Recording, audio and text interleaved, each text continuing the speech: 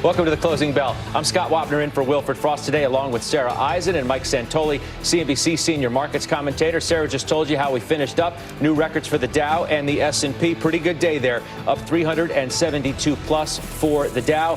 Rates holding steady, which meant that the NASDAQ was getting a decent boost. There's the S&P, though, up almost 1.5%. Not a record for the NASDAQ, but still 225 points higher. Very strong day. Coming up, the World Bank president, David Malpass, reacts to Treasury Secretary Janet Yellen's new push for a global minimum corporate tax. Nancy Tengler from Lafleur Tengler Investments is still with us. Greg Branch from Veritas Financial Group joins the conversation. Mike, first comment to you. Yeah, I mean, look, it was a FANG-type day. We did have the great jobs number on Friday that had to get priced in. It did in terms of some of the travel-type names, and consumer did fine. But really, what's interesting to me here is the market is sort of on the hunt for stuff that's lagged. We're now at record highs. Some stuff looks stretched. If you want to look at the, pure infrastructure plays, it's no surprise to the market that we're talking about spending on infrastructure. So it went back to being a Microsoft-type day, up 2.5% on absolutely zero news about Microsoft. So you could say this is very healthy bull market behavior. It certainly remains a pretty well-supported bull market, but I'm also on alert for the idea that that maybe sometimes this is the way the market acts once it's finishing up a rally phase as opposed to getting started. Nancy, where are you adding to positions at this point? Are you sitting tight? No, we're adding. I mean, we've been taking some gains in some of the names that, have had a nice run since last summer. And we've been adding around the edges to names like Corning, for example. We added recently to some of the consumer discretionary names I mentioned earlier. So we are remaining, we're keeping our portfolios bifurcated with the hedge I mentioned in place.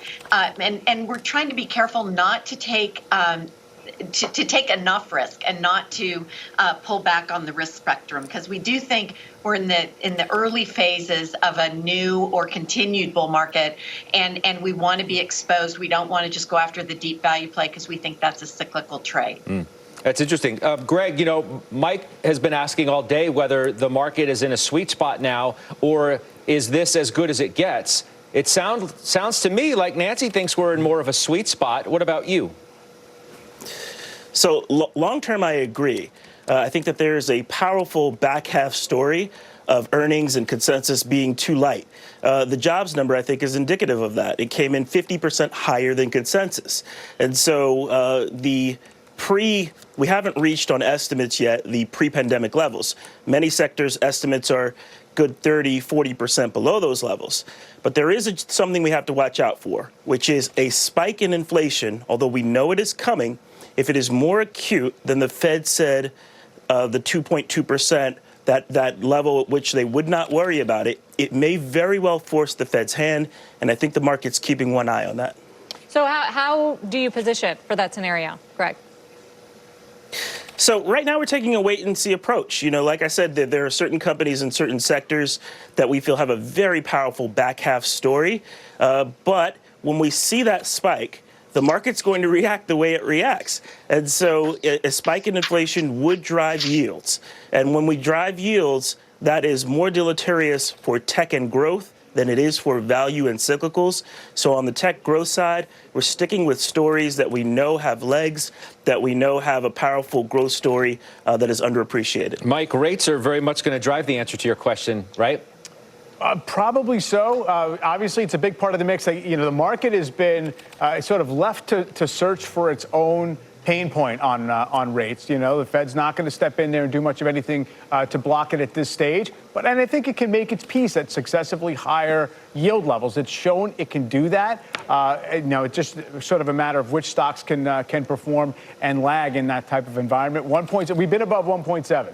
During this run, we've been actually almost to 1.8. So each time it kind of has to prove that it can sustain itself in terms of valuations at those levels. Yeah. Well, on that note, we did speak with Cleveland Fed President last hour, Loretta Mester. Here's what she had to say about the fact that the markets are pricing in an interest rate hike at the end of 2022, a full year of where the Fed is currently forecasting a rate hike. Listen.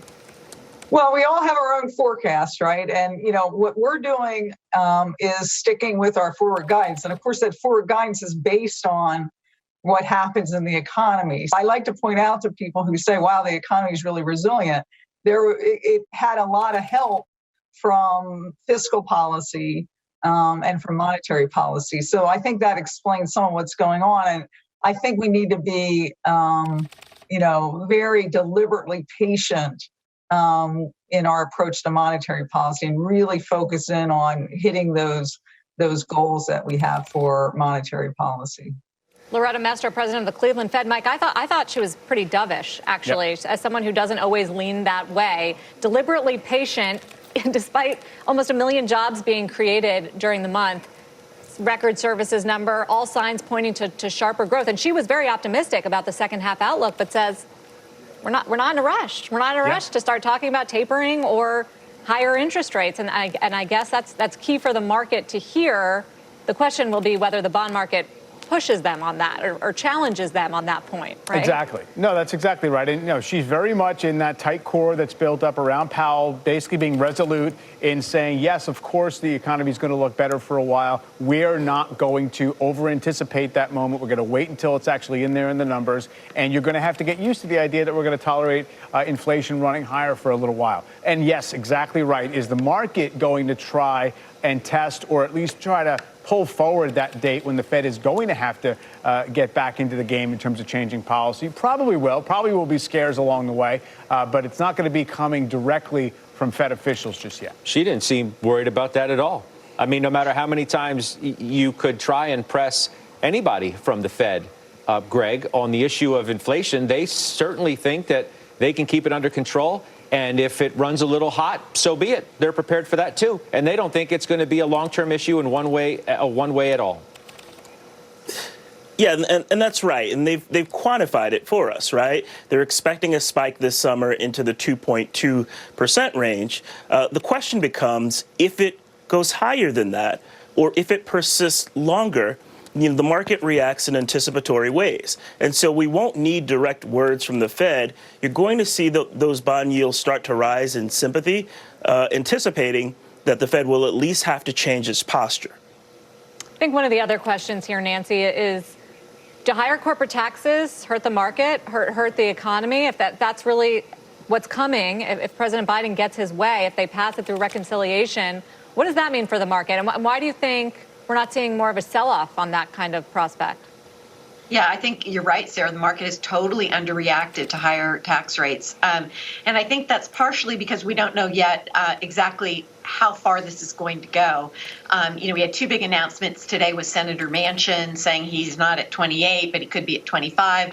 And then we had Treasury Secretary Yellen say, I want a global income tax, corporate tax rate for companies around the or countries around the globe, obviously. So I think people are trying to figure it out. And how do we factor this into our models with potentially higher rates and nowhere to hide?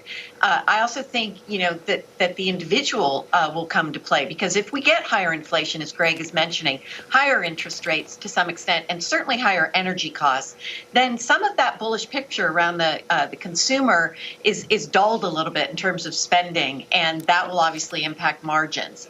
Labor slack will help, but we are watching all of these things that have sort of factored into our bullish view in the previous months. So I characterized your view right, Nancy. Did I in saying that you think we're in a sweet spot right now for stocks?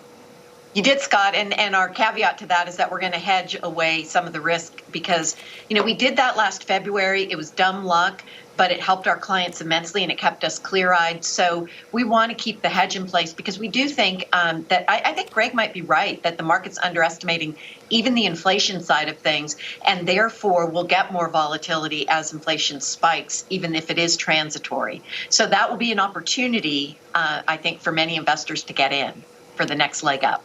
Nancy Tengler, thank you. Always good to see you. Thank you. Greg Branch, thanks for joining us as well from Veritas. We appreciate it. Up next, My pleasure. Morgan Stanley Chief U.S. Equity Strategist Mike Wilson on today's rally and the sector he thinks that is ready to break out.